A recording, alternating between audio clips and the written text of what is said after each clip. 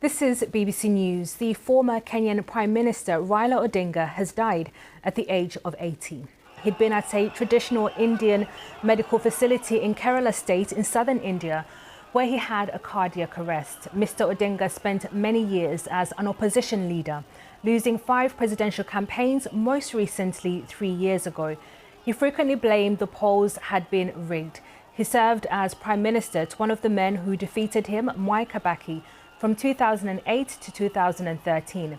There had been reports that he'd been in poor health, but those had been denied by his family. And we can show you these live pictures coming into us from Nairobi. We understand that Kenya's President William Ruto will be taking to the mic there to deliver an address to the nation. In recent months, the president and Raila Odinga had become political allies, working together to get their MPs working together in Parliament.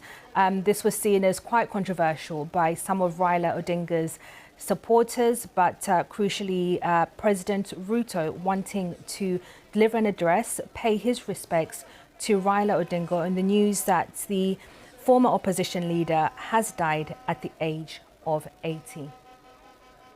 Our global affairs correspondent Richard Kagore outlined for me Raila Odinga's legacy. I'd say that he's one of the most significant or consequential political leaders, not only in Kenya, but across Africa.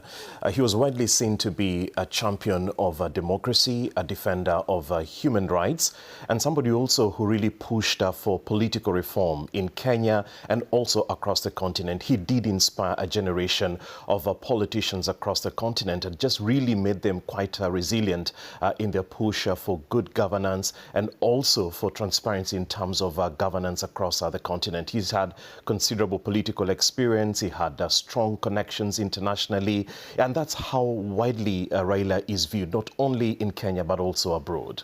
But he did have a checkered past more recently in terms of his alliance with the current president, William Ruto. He was a key political figure in Kenya for decades. Where does this leave Kenya now that he's passed on? I think really that's the big question, and a lot of people have really been wondering what really happens post, Raila Odinga, because there hasn't been any political figure who has sort of like stepped up to like inherit him. No one really has sort of like the capacity to mobilize, opposition forces the way Raila has done this.